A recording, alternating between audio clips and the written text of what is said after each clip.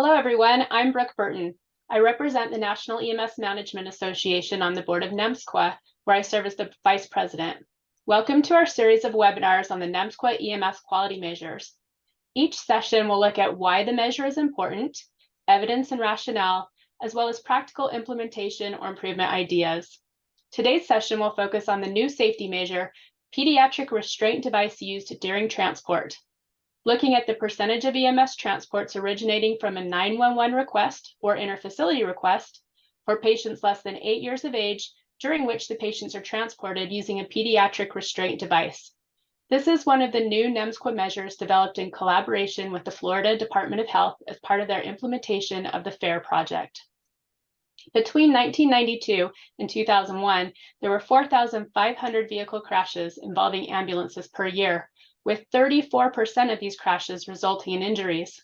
Because ambulances are at risk for crashes and passenger injuries, it is important for passengers to be properly restrained. Just as there are safety guidelines and standards for child restraint for standard passenger vehicles, there are such published guidelines for transporting pediatric patients in ambulances. However, these guidelines are not always understood or followed. Our speaker today is Dr. Kathleen Adelgais. Dr. Adelgais is a professor of pediatrics and emergency medicine at the University of Colorado School of Medicine and a pediatric emergency medicine and emergency medical services physician at Children's Hospital Colorado in Aurora, Colorado. She is funded through HRSA, AHRQ, and the National Institute of Health to conduct impactful research in pre-hospital medicine focused on stimulation training, coordination of care, and EMS workflow analysis. She serves as the principal investigator and program director for the Colorado EMS for Children State Partnership Program. She also serves as the co-lead for the EIIC pre-hospital domain, overseeing the National Pediatric Pre-Hospital Readiness Program. Finally, Dr. Adelgais serves as the Associate Pediatric Medical Director for 2 EMS agencies in Colorado. So I'll turn it over to you, Dr. Adelgais. Thank you so much, Brooke. I appreciate the introduction. And I'm going to just start with describing the NEMSQA measure itself that Brooke just alluded to. Again, this NEMSQA measure around use of pediatric restraint devices is the percentage of EMS transports originating from a 911 request or interfacility request for patients less than 8 years of age, during which patients are transported using a pediatric restraint device. And the next several slides will go over why this is an important measure, provide the rationale for children less than 8, and kind of discuss some of the issues around choice of pediatric restraint devices. So just some background on this. Imagine that you are on a family vacation and you are up here in North Carolina and you're taking your family to Disney World. Your kids are so thrilled to do this. Well, when I was younger and we got in a car to do a big, huge family trip, my parents put a mattress in the back seat, threw some toys back there, and let me play for a few hours. This, however, is now how we typically transport our children. And so as we think about how we're taking children on a long road trip just in our own personal vehicles, we have to be mindful about how we're taking care of children as we drive them from a scene of an accident or some other acute situation. Imagine they're sick. If this child had a cold and she's kind of slumped over, are you able to clear her airway? You know, how we restrain children in the back of an ambulance is really key and important. So we're going to talk a little bit about that over the ensuing few minutes. So children are small adults. And I think that what we hear a lot in pediatric EMS is children are not small adults. They're not small adults. Well, they kind of are small adults, but they do have a few key differences. First, they have a big head. The head is large and heavy, and as a result, it tends to be the thing that's most frequently injured. As the prior slide showed, the little girl in the back of the car, in the car seat, her big, huge head is kind of slumped forward, kind of kinking at her neck a little bit. So that big head does need to be supported and the chin lifted in order to kind of keep a good airway open. Next, the cervical spine has a higher fulcrum. In adults, And in older children, the fulcrum moves to where it is in adults, which is at C3, C4. But the younger you are, the higher the fulcrum is, with infants having a fulcrum closer to C1, C2. And so we have to, again, be mindful about keeping that cervical spine safe and the higher risk of ligamentous injuries that children have. Where the fulcrum tends to be is where the injury tends to occur in cervical spine injuries. Next, the thorax tends to be very flexible, and that's due to the musculoskeletal frame of young children being very flexible. So it's easy to compress onto the chest and compress their pulmonary capacity.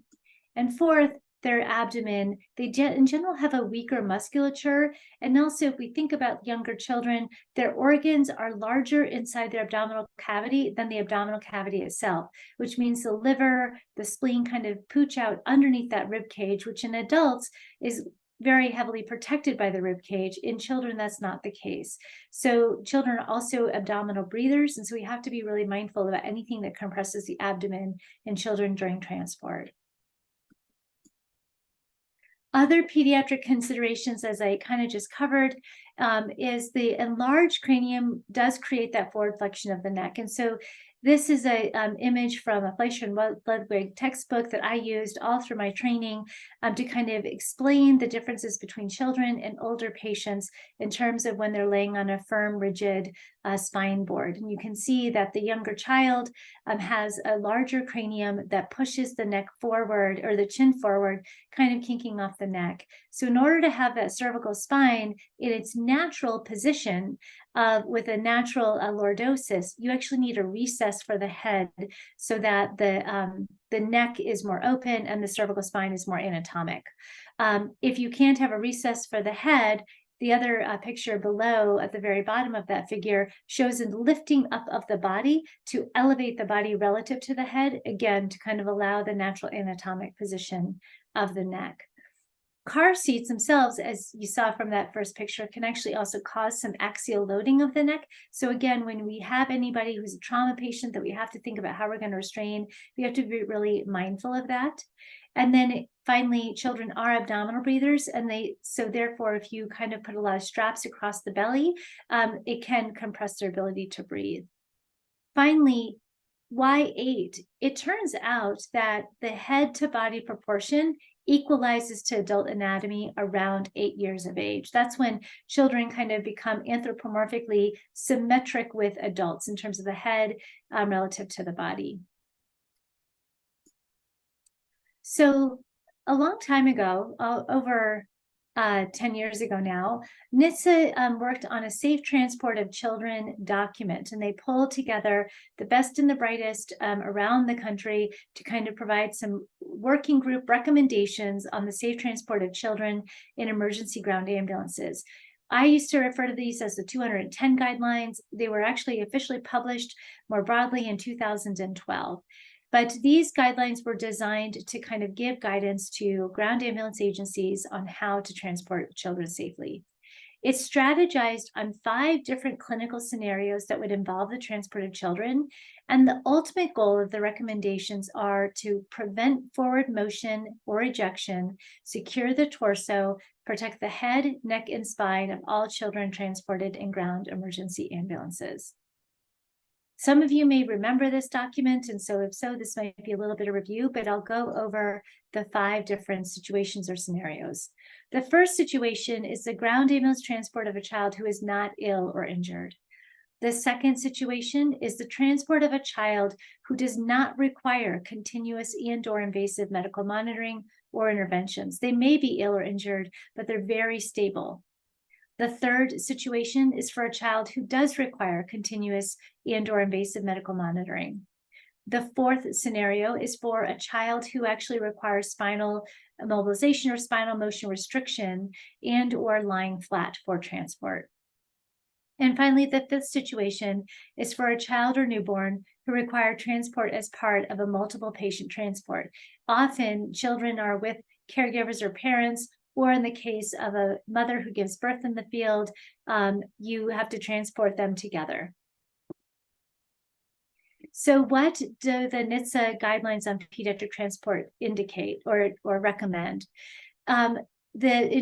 situations 1 and 2, the primary recommendation is to simply transport the child in a size-appropriate restraint system, and we'll go over with what that means. In these cases, NHTSA's guidelines also, particularly for situation 1, even went as far as recommending that the child could go by private vehicle to a facility, and as long as the private vehicle also had an appropriate size restraint system. It didn't actually recommend that you had to go by ground ambulance. However, when families call 911 and a child needs to go to an emergency department, they are looking for the EMS agency to do that transport for them. In the same case for situation 2, not requiring continuous or invasive medical monitoring, again, the child can be transported in any child-appropriate restraint system. For situation 3, where the child does, does require continuous or invasive medical monitoring, the recommendation is to secure the head first with 3 horizontal restraints across the chest, waist, and knees, and in 1 vertical restraint across each shoulder. This is typical of how we would actually transport any child in the back of our car with those 3 horizontal restraints. Typically you have for most car seats, you've just got the little chest restraint and then the thing that buckles between the legs. In this case, the recommendation is to have a device that goes across the chest, across the waist, and actually across the knees as well. In situation number 4, where a child requires spinal motion restriction or lying flat, again, the same is recommended to secure the child in some form with those same types of restraints across the chest, waist, and knees, and vertical restraint across each shoulder, but in this case, either on an appropriate spine board. With new recommendations and some awareness of the challenges with long boards being so firm and hard and risk to patients who are placed on them, vacuum mattresses, other versions can be used here. However, the restraint system itself should remain the same. And then finally, in 5, in a multiple patient transport, the recommendation is to transport the child using a safe, appropriate child restraint, similar to situations 1 and 2. What I will say there is when you are transporting more than 1 patient, you have to make sure that that restraint system is securely is secure in the back of the ambulance. In other words, that you are just like sitting it in the captain's chair while you have a patient on a gurney or something like that. It has to be very solidly, securely placed inside the back of the ambulance during that multiple patient transport. Here is the rationale for the measure description. First, we know that ambulances are at risk for crashes and passenger injuries. Approximately 4,500 ambulance crashes happen each year, with up to 1/3 of them actually resulting in injuries of the passengers carried by those ambulances. Second, there are standard safety guidelines around child restraint for simply passenger vehicles when you're taking your child to the grocery store, or when you're out running errands, or when you're driving your child to school. Those same guidelines for transporting sick patients to hospitals in ambulances should also be standard. Third, EMS clinicians are simply not familiar with safe transport practices. One study in 2014 that was observational surveyed EMS professionals on their awareness and their reporting of safe practices. However, when they actually observed the transport of patients, they found that about 40 children were not transported in a safe manner, and all children aged 0 to 3 years of age were actually transported incorrectly, not along those NHTSA guidelines. A 2006 other survey of EMS clinicians found that about 50% of respondents reported to have a lot or very much knowledge about securing a critically ill child for transport, but the majority were actually unable to identify and or did not always follow proper restraint protocols. So we know that this is a real key thing for measuring and therefore following and tracking and knowing whether you have to do training of your providers to ensure they're doing the right thing in the field. There's additional information. Currently, the American Academy of Pediatrics Council on Injury, Violence, and Poison Prevention did put out a technical report on child passenger safety. Their recommendations were that all children and toddlers ride in a rear-facing car seat as long as possible. And then when they outgrow that rear-facing car seat, they should then be in a forward-facing car seat with a harness, again, as long as possible. All children whose weight or height is above the forward-facing limit should then be in a belt positioning booster strap until the vehicle lap belt and seat belt fits properly, which is typically when they're about 4 feet 9 inches in height and between 8 and 12 years of age. And so there's some nice photos here on the right that kind of show what those different pediatric restraint devices should be. This information was obtained from the NEMSQA Safe Transport website, so I encourage you to go to that website. It has a whole host of information. I do want to note that one of the challenges with the original document that was published in 2012 by NHTSA was that they didn't cover a few things. First, they'd never tested or evaluated the efficacy of one child restraint system over another. Second, they don't directly address the unique transportation challenges of children with special health care needs. Third, they did not conduct any field tests or solutions or equipment. 4, they did not evaluate the crash worthiness of emergency ground ambulances. And 5, they did not directly assess ambulance design. So that still leaves a few areas uncovered. And you would ask, well, how can we start measuring choice of pediatric restraint device when we don't know what the right restraint device is? There is interim guidance that was published by the National Association of State EMS Officials, or NEMSQA, on the safe transport of children.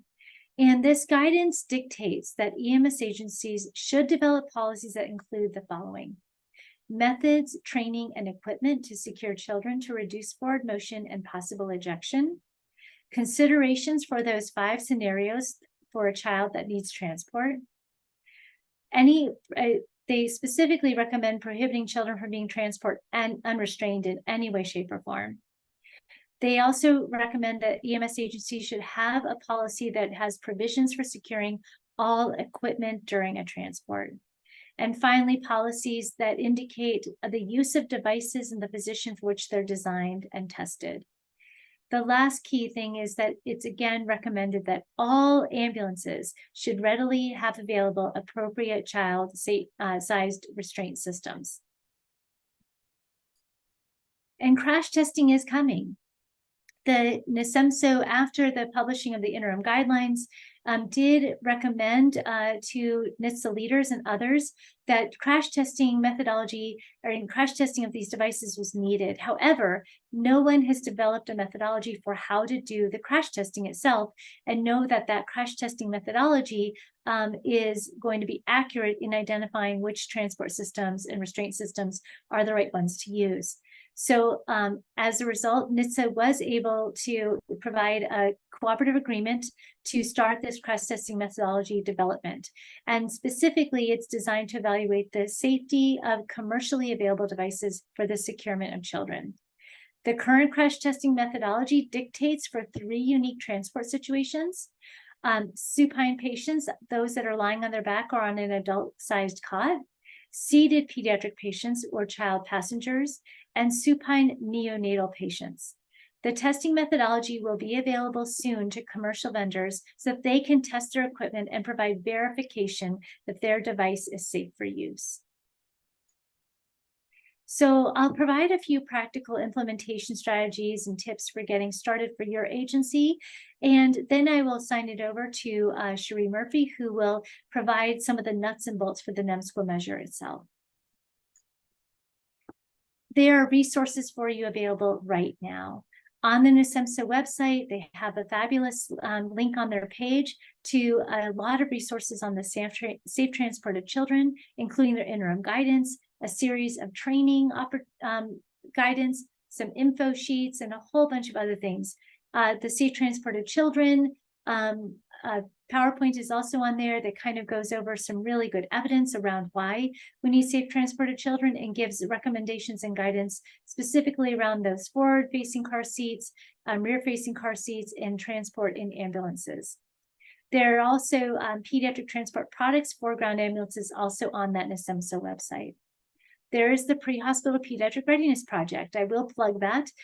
We have a toolkit, and on that toolkit, we have a medication and transport safety information. So I'd invite you to check out the toolkit on the EIIC webpage if you want to learn more about that and overall pediatric readiness.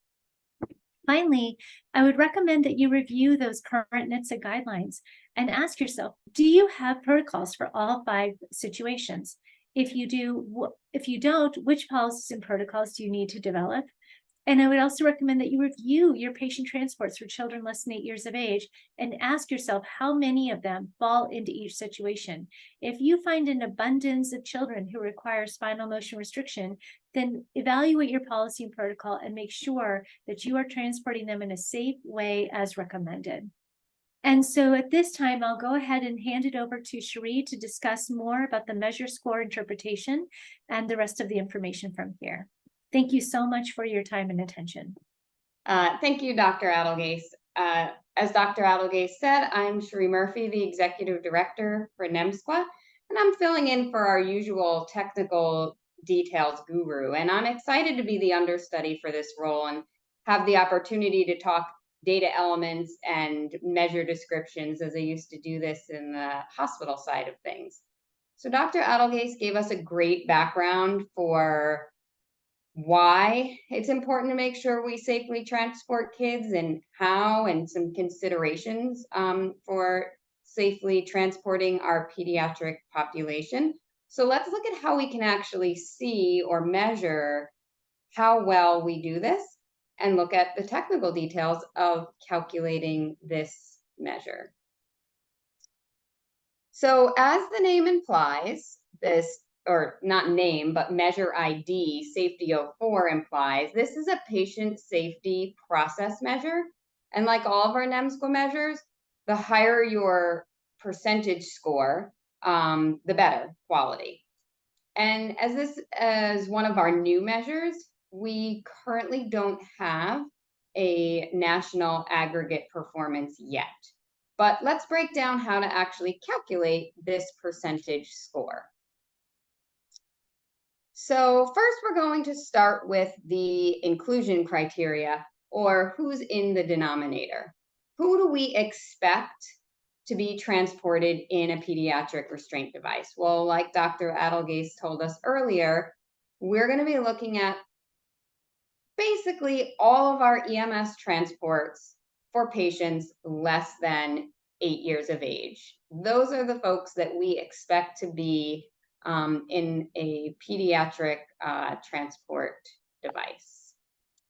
And so that's easy enough to say. We want this population to see if they were safely transported, but how exactly do we find those population? So to identify exactly those patients, we are going to use the NEMSIS data standard and data elements from the NEMSIS data set. And I do have to give slide credit to Remley Crow here for creating this for us.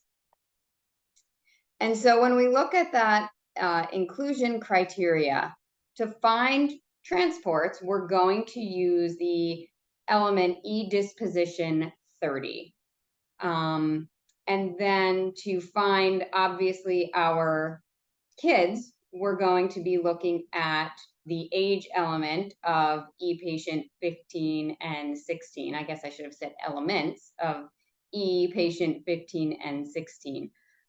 We also do pull in e-response 05, which is looking at type of service requested, really just to make sure that we get our interfacility transports here, but not really an important element in our inclusion criteria, because really what we're after is if you transported a pediatric patient 8 years or less than 8 years of age, did you use a pediatric restraint device? So then we get into, and we have a resource for this, exactly, the code for how we would utilize those elements to calculate the population that we want. So to find those 8-year-olds, we're going to look at, or less than 8 years old, we're going to look at both their age and the age units, because we want to make sure that we're appropriately calculating their age. So we're going to take their age. That's a pretty easy one. And unlike the rest of our NEMSQA measures, or most of our NEMSQA measures, where we stratify for an adult and a pediatric population, this measure is one where it's just pediatric. So we're just going to be looking at those children less than 8 years of age. And then for our transports, like I said, we're going to be using e-disposition 30 as our data element, and the values that will be included in the denominator are essentially anything your agency was involved in transporting. So if your agency's vehicle and crew transported, or if your agency's vehicle transported with someone from another crew, that's still part of your agency. And then if someone from your crew transported on another EMS unit, you're still responsible for making sure that that patient is safely transported with pediatric restraint device. So for those of you who may not know the values for this e-disposition 30 or transport disposition well, the cases that we're not going to pull in are really the 3 values for not transport. So if you didn't transport, obviously those patients are going to be excluded from this measure. And also if transport was by another EMS unit, your crew was not involved, we will not include those values in this measure. And then again, like I said, we're really focusing on the transport portion here and not the type of service requested, but this is a new one for us. Most of our measures are 911 responses, but this measure does pull in those interfacility transport, or what is now labeled as hospital to hospital transport. And so for this measure, even though we're looking at all transports, as Dr. Adelgais mentioned in her overview or background, there are some patients where it may not necessarily be appropriate given their clinical condition. And so we will exclude patients who are in cardiac arrest, patients with severe trauma, patients who are immobilized, or patients with active airway management. So again, you probably can guess what's coming here is, how do we then, this is easy to say, we're going to exclude these patients. How exactly do I identify these patients? And so again, we go to those elements in the NEMSIS data set. And so here, I'm not going to go read through every single one of these codes, don't worry. We look at the E-arrest 01 or cardiac arrest values that are listed there. For trauma, we're looking at the trauma criteria steps 1 and 2. And so for E-injury 03, any of those values will be excluded from the measure. And then finally, to find those immobilization or airway procedure patients, we're going to look at E-procedures 03 and look at that list of values, and all of those patients will be excluded because there are some other considerations that Dr. Adelgais went through that may preclude this for those particular patients, and maybe a different way of transporting. So now we've looked at who you are expected to transport with a pediatric restraint device, which could be a car seat or any type of pediatric restraint device manufactured for pediatric transport. But how do we identify that that was actually done? Well, what we do is we look at the value for E-disposition 14, which is the position of the patient during transport. And so here exactly is the value for this particular element. And what we're looking for here is car seat. So the other values that you'll find in this position of the patient during transport are things like supine, Fowler, semi-Fowler, sitting, the position of the patient during transport. So that's where you're going to find this value for car seat. So I think unlike some of our other new measures, which we'll be talking about at a later date, this is a pretty straightforward measure. We find the transports for patients who are less than 8 years of age, where we're going to exclude some clinical variables where we might not expect the pediatric restraint device based upon guidelines. And then we check to see was the position of the patient during transport car seat. However, this particular NEMSIS element, e-disposition 14, is an optional element. So a first step in making improvement or undertaking an improvement effort here will probably be making sure that this value is documented in your EMS data, which that's actually a very common first step for taking on any quality improvement effort, is going to be checking the documentation for the values that go into determining the quality of care in that area. So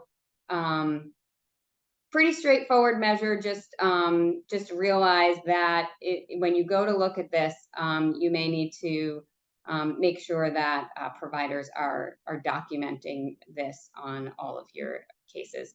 I would say that fortunately the pediatric transports are lower volume, so being able to sift through some of those and make sure that that's documented might not be that big of an undertaking. So never fear, you do not have to have what I just presented memorized. On the NEMSQA website, we do have the technical documentation for how you would calculate your percentage score or your performance for this and all of the NEMSQA measures. You are required to create a free user profile, and really that's just an email address at a minimum. And that's so as we make updates, as either the NEMSIS data standard changes or guidelines change, you can be notified and get the most updated version of these documents. We also know that some of the EPCR vendors have analytics software that will calculate the NEMSQA measures. And so we do have some demos from some of the vendors who provide that offering. And so you can scan the QR code, and that is also under our measures on our website. And so that wraps up our presentation, and we are happy to entertain any questions at this time. Let's dive into some of the questions. And I wanted to start with crash testing because there have been a few questions about it in the chat and the Q&A. So let's kind of just go back to basics and talk about what kind of crash testing is being done and what isn't being done, and sort of who's running them, and maybe just the setup of it. And Kathleen, can you address that? Sure. So one of the key things about crash testing is that there hasn't actually been a testing algorithm that was designed for ambulances for these pediatric restraint devices. Many of the devices that are currently crash tested and on the market are really for passenger safety in your own personal vehicle. And so NHTSA had created that series of 5 scenarios on how patients should be restrained. But to be fair, there was that gap in how which devices were going to be safe for transport in ambulances. And it took many years for NHTSA to finally create a process for a cooperative agreement to start to do crash testing of these specific devices, not to kind of endorse any specific one, but for example, the PediMate and others. And there needed to be information on how to actually do that crash testing of those ambulance created or ambulance specific devices that are now available and out on the market. So NEMSQA has received the cooperative agreement from NHTSA and has started to write what those algorithms for testing should look like. And those will be final, hopefully soon. And then vendors can go and test themselves against those algorithms that NEMSQA has created. The current devices that are advertised as crash testing that are specific to ambulances have been tested by their own manufacturer's choice of how to test, but not tested according to the NEMSQA recommendations for crash testing. So there's still information to be known. And I do think that vendors in the future, hopefully will make the choice to test their devices in this more definitive crash testing through manufacturers and subject matter experts and others, so that we can know that everybody's being tested in the same way and with the same safety standards that are nationally recommended and endorsed by NHTSA and NEMSQA. That being said, one other key thing that we want to be very clear about is that this whole process of tracking use of safety restraint for children 8 and under is to get EMS agencies into the practice of doing this measurement and recording it in some way, such that when information comes down the line, it's clear which device, and information is available for you to choose of what devices are you going to use. You are already in the practice of documenting that you are putting them in a child safe restraint device for ages 8 and below. And now you can choose which restraint devices work best for your agency after the crash testing data is available. It was a long-winded answer. Hopefully I covered kind of the things as a goal. Brooke, anything to add to Kathleen's comments there? Yeah, I would just add that we're not endorsing any particular product in this, but the NEMSQA recommendations are out there. Basically, like Kathleen said, we just encourage that people are tracking this. So figuring out how in your documentation software to track this, whether it's a separate treatment or a custom field that you create, it's important to be able to gather the information. And there was also a question, I don't know if it came in the Q&A or the chat, around transporting, whether or not the measure talks about transporting mom and baby together, and it doesn't track that. So that is something you can do on an individual agency level, definitely, and that may be something that we can consider for additional look at developing measures in the future. And Kathleen did address a question about that in the chat, and just emphasizing that when you have unstable patients, they should be transported separately using the restraint system that is meant for that patient. We've got. Go ahead, Kathleen. There is a question in the Q&A, and from Sarah Jump, shouldn't the age be a starting point and then look at height and weight? What about small stature children under age 9? And again, the age piece is key, especially with booster seats. And what the American Academy of Pediatrics, again, for just general child passenger safety, not specific to ambulances, they speak to the issue of using a booster seat between ages 8 and 12. When children have reached a height of 4 feet 9 inches. So even if you are 9, if you are small stature, you should still be in a car seat. I hope I answered your question specifically about that. Great. Yeah, lots of clarifications here. It's not at all surprising that there's confusion around age and height and weight and what size and things like that. So I know all of us have dealt with that quite a bit. Quite a few questions coming in about car seats, and Cherie and I were also talking about sort of car seats versus pediatric restraint devices and what the guidelines say about that. So we're getting some questions. Katie Dyke talked about being a child passenger safety tech. Are we addressing kind of what type of car seats are allowed on the stretcher, and as well as where they're allowed to be in the ambulance? Kathleen? I did, I think she also addressed that question in follow-up on NHTSA's recommendation, specifically to the group as a whole. And as a car seat passenger safety tech, to be honest, I feel like you are much more informed on this. To be fair, in terms of the use of only a convertible seat on stretchers, because they do have the 2 seat belts, and boosters should not be used on stretchers. And I would also say that, most children, the NHTSA recommendations for those 5 scenarios even speaks to non-transport. In that very first scenario, a child is super well and healthy, could go by private vehicle in an appropriate car safety seat. They don't require monitoring. Most children who require monitoring and medical treatment should likely be supine, so that they can be appropriately monitored. And that would be the same way that you would transport an adult and or a patient in spinal motion restriction specifically. So I think that the use of car seats on ambulances, the many of the trainings that NHTSA has provided and that the child passenger safety techs have done is show how to appropriately strap those car seats into captain's chairs and other ways very safely on the stretcher. Again, none of that has been crash tested. That's the goal for future work. Kind of as a follow-up, Kathleen, one of our attendees asked, is using a PediMate to transport a 1-year-old or younger under 10-pound infant and using towels to make up the space. Is that appropriate?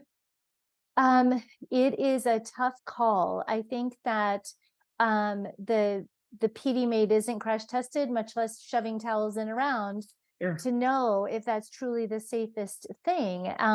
I think you want to have access to the patient to do your appropriate monitoring safely. You also have to make sure that the airway is always clear, that the airway is open, and that if you're using towels to kind of buffer and support an infant, you're doing it in a way that doesn't in any way obscure their ability to breathe appropriately, and things like that.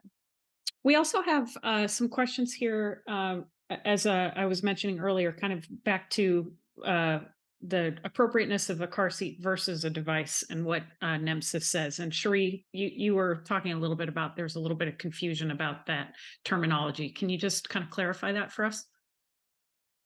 Well, just simply from the measure perspective and how we are measuring agencies' performance on this. The data element that we use says car seat. I mean, just the terminology in the data element says car seat, but any appropriate pediatric restraint device would count. And I'm not going to get into, because I certainly am no expert on which are appropriate devices and have been tested. I'll just leave it simply at an appropriate pediatric restraint device, attached to an ambulance cot, or use of a car seat, again, obviously appropriately attached in the right place, is sufficient for this measure. Great. Yeah, I think what we're all trying to avoid are the stories from, I've been in this industry for 28 years, and I remember when we just put the baby in mom's lap on the stretcher, and that was standard practice. And that's what we're saying is definitely never okay. Any type of crash or even like a slight quick stop, and that could be a deadly encounter. So we definitely, want to get away from that and have a device that's being used. Brooke, I'm so glad you addressed the elephant in the room there, or the baby in the room, the baby elephant, baby elephant in the ambulance. I mean, every single one of us probably, if we've been in EMS longer than 5 years or more, will say that we have done that. And it's shocking that we've done that. It's shocking when Cherie was writing up the description for this webinar saying you would never ever do that with your own child in your own car. And yet we are taking complete strangers who are potentially injured or ill and putting them at great risk by sitting them on mom's lap. And I would like to get into, especially from Kathleen and Brooke's perspective, this kind of psychology of what is it that is making it difficult for providers to do the right thing. I don't think any of us would say that we are doing this on purpose or that we want to hurt our patients, especially the small ones. We're doing this because we're making mistakes this way because of either system failures or not catching up with safety or equipment problems. Brooke, I don't know, just because you're the guru of QA, QI in your own agency and you do so much around this work, what are some tips and tricks or what's some advice you can give to us to really get the leaders and the trainers and the chiefs in our agencies to understand how difficult this is for us and why, what we can do to make it easier to transport children safely? Well, I think the one big problem is just having the right equipment, right? And obviously with all of the chat, knowing what the right equipment is, because there's a lot of confusion around that. So it's hard to make a case to go out and purchase a lot of expensive equipment when you don't have a lot of good evidence as to what the best option is and why you should be using it. So I think the NEMSQA efforts around that are excellent. And the more we have that data, the more we can push our leaders to do the right thing. And also looking for grants, having grant funding to be able to purchase some of this equipment. There's a lot of pediatric grant funding out there that's available. So, talking to your agency about looking for that, talking to your state EMS for children offices about, potential for finding funding for those types of things. Once you do have that equipment, using it, it should never be optional. So every time that we do a pediatric transport, that case is reviewed and we look at everything in that case, including how that patient was transported and if it was documented exactly how that patient was transported. So that should just be a standard, which is why this measure is so important.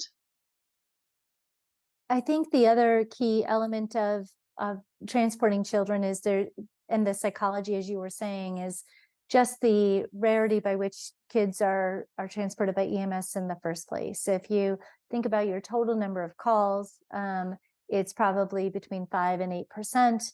And then we also know that non-transports really went up, especially with COVID, where families were calling EMS just to kind of check on their children and not actually necessarily because they wanted them transported or brought into a hospital. So the frequency by which an EMS agency actually has to transport a child is very infrequent. One, it makes it easy to do QI. You're not actually reviewing that many charts. But two, you're also not in good practice. You don't have the psychomotor continual processes to do that. You also have the average, the pediatric patient, somebody that we define as under 16 or 18, and then we think about the younger group of those patients actually being small enough to be in a restraint device, such as up to age 8. You then go from a neonate to age 8, and the frequency at which you want to, as an individual, have transported a 6-year-old, a 4-year-old, a 2-year-old, a 1-year-old, an 8-year-old is probably once every 3 years. And so therefore, that practice is just so hard to maintain. And in addition to, one, investing in devices, 2, doing QI, as Brooke just mentioned, and then 3, maybe even sending people for training around how to secure these devices. Those are all big efforts for small numbers. But if we think about being prepared means putting the energy and effort in for when that event does happen. That's the cost of preparedness. The flip side, I would say, is along those lines of why you want to be prepared, and all there's safety elements as well, which I don't want to kind of introduce an extra added thing, but all safety requires all review, not just how the child's restrained, but also did you go lights and sirens and the other potential risk factors for ambulance crashes, which, the best way to transport your patient safely is to have a safe transport holistically. That is not lights and sirens. If it's not emergent, be cautious on lights and sirens. Even if it is emergent, stabilizing your patient on scene so that you're not rushing them, barely restrained in the back of the ambulance to the hospital. All of those other key safety things are all part of just general passenger safety in the back of an ambulance. Using a device to kind of restrain them is one element of a global safety processes. And just to kind of add that concept of the psychology there. Yeah. The cognitive psychology is exactly what I wanted to get through. It's how do we make it easy to do the right thing? And no provider working in the back of an ambulance or an aircraft wants to do the wrong thing. But if we don't have the tools to do it, then really at your wit's end.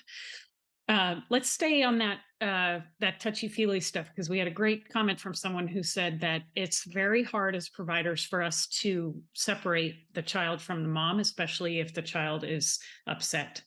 And so I asked in the chat, and I'd be really happy to hear everyone's techniques here, but Kathleen, Brooke, and Cherie, if you have them, are there some good kind of proven ways to help the child calm down, to keep them calm or less upset when we do have to remove them and restrain them? Brooke or Cherie, did you want to handle that first? Oh, sure. I can chat in there.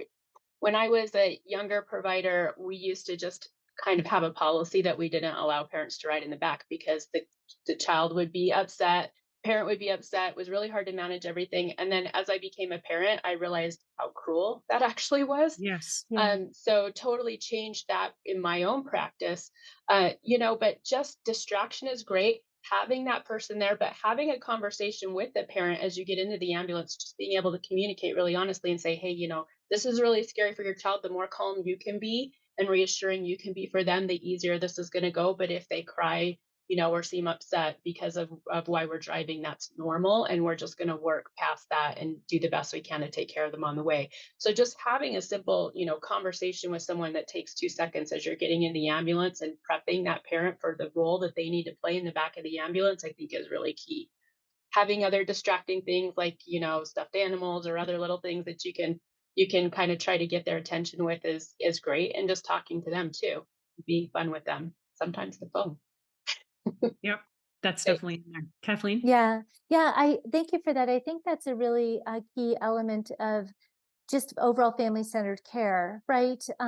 We also used to shove families out in the emergency department where we're going to do a procedure on a child or during resuscitations, and that is not, family-centered. And I think we've really come a long way to be more culturally and family responsive in our overall care emergencies. It creates trust between the providers and the parents who are actually making those medical decisions.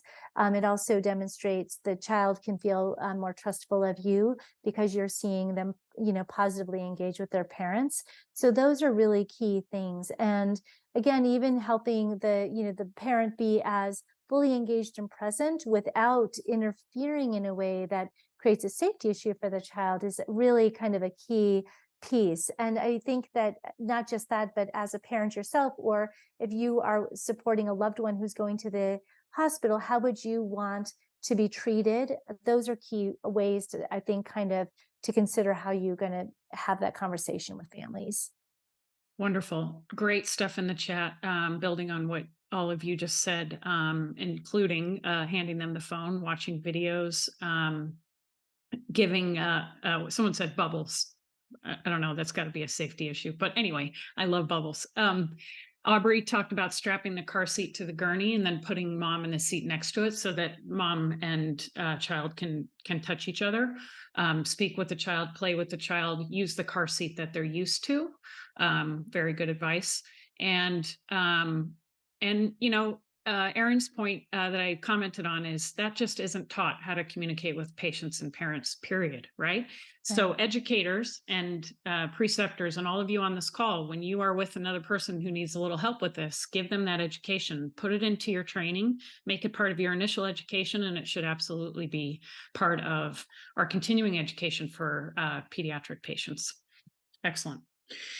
So we also have had just a few questions, and I'm not sure if the three of you have info on this, but about grants and about getting funding. Is there any program or advice you can give on grants, Brooke? I know a lot of funding that we get is through our state. So our EMS for Children group, I think each state has one of those. They usually have some funding each year that's available for some of these types of projects. So that's one place to look. I know there's a lot of cooperative purchasing agencies out there that have, grant funding writers that are part of their associations. So if you're part of one of those group cooperative purchasing, you could talk to them about possible grant assistance. I think that most states have a safe care or safe kids coalition as well, and some of those grant dollars that come into the state can be spent on injury prevention, such as car seats and things like that. Healthcare coalitions also get dollars, from the hospital preparedness program. And sometimes those dollars are earmarked for EMS to be better prepared to care for patients, including children. And then most states, use some of their tax dollars and or car licensing or toll dollars and transportation dollars to fund state EMS programs where EMS agencies are able to buy equipment, sometimes with a match. That's how it works here in Colorado. And then finally, the Rural Health Institute, RHI, often has dollars available for rural health, including rural EMS, to purchase equipment. So those are some programs that I'm familiar with. That's a great list. A few people asked about having the use of a car seat after it's been in an accident. So if we are going to use the car seat that was in the crash to transport that patient, any advice on that? It's not recommended. Sure. As a whole, it's not recommended. If you're in a large vehicle crash on the side of a highway and the car seat, has any evidence of damage or was actually ejected or anything like that, I wouldn't necessarily recommend its use. I would definitely see about getting additional resources on scene, another ambulance with a transport device, and use that preferentially.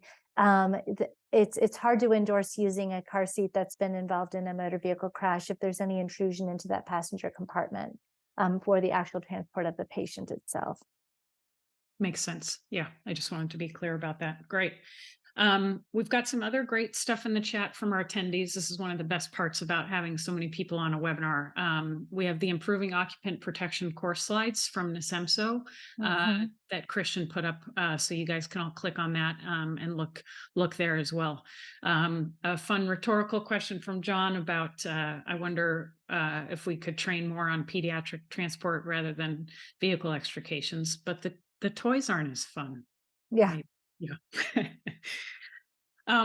Great. Well, as we wrap up, I just want to give our panelists who have been just incredible resources here one kind of final word or final thought, because what I'm so impressed with that all of you have come here today is that you care about this a lot and you want to do the right thing and you want to be empowered to do the right thing by your leaders and by the people who are making these purchases for you, as well as helping you with training. And one of the things that keeps us in our jobs and keeps us happy in our jobs is knowing that we can do the right thing. So that would be my last point of view, especially coming from the paramedic perspective. Brooke, what do you have to say to the crowd as we wrap today? I just think that if we don't measure something, we can't improve it. So that's why we develop these performance measures. And, we just urge everyone to start looking at this and seeing what their data is in their own agency and seeing ways that we can get better and improve education around this topic. Kathleen? I think just the ability for 450 people to spend an hour together to kind of learn about this and even chat amongst themselves and between each other to share information was really beautiful to see, and that people care about a pediatric restraint measure, I think is also perfect. Great. And Cherie? I echo what both Kathleen and Brooke have said, and we're really looking forward to seeing the great work that you all do in improving safe transports, like Kathleen said, holistically, looking at lights and siren, looking at, proper restraint of all passengers in the ambulance, all for the good of improving our outcomes for our patients, our providers, and our communities.